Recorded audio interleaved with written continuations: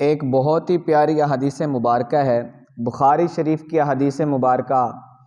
حضرت ابو ہریرہ روایت کرتے ہیں، مصطفیٰ کریم علیہ الصلاۃ والسلام نے فرمایا، اللہ تبارک و تعالی نے فرمایا، حضور فرماتے ہیں کہ رب فرما رہا ہے، جس نے میرے دوست سے دشمنی کی میرا اس سے اعلان جنگ ہے۔ اب رب کا دوست کون ہے؟ جس سے رب فرما رہا ہے کہ جس نے میرے دوست سے دشمنی کی میرا اس سے اعلان جنگ ہے۔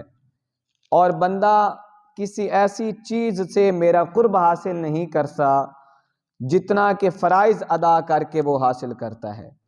رب کا جو قرب ہے وہ فرائض کی ادائیگی میں ہے۔ جتنا بندہ فرض کا خیال کرتا ہے فرائض کا، اتنا وہ رب کے قریب ہوتا ہے۔ اور میرا بندہ نوافل کے ذریعے میرا قرب حاصل کرتا ہے۔ فرائض کے ساتھ نوافل کی ادائیگی بھی اللہ رب العزت فرما رہا ہے کہ وہ میرا قرب حاصل کرتا ہے، حتیٰ کہ میں اس سے محبت کرتا ہوں۔ جب وہ فرائض بھی ادا کرتا ہے، نوافل بھی ادا کرتا ہے، تو پھر وہ میرا قرب حاصل کرتا ہے اور میں اس سے کیا کرتا ہوں؟ محبت کرتا ہوں۔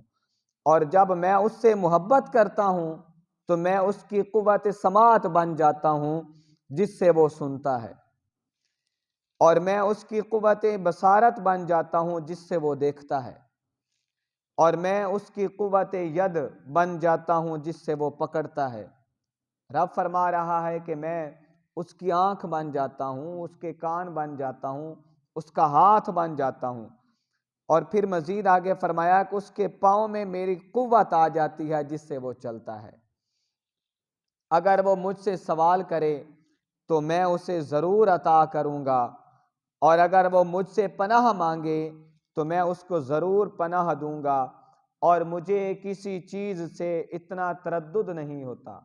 اللہ فرما رہا ہے جسے میں کرنا چاہتا ہوں جتنا کہ مومن کے نفس سے تردد ہوتا ہے۔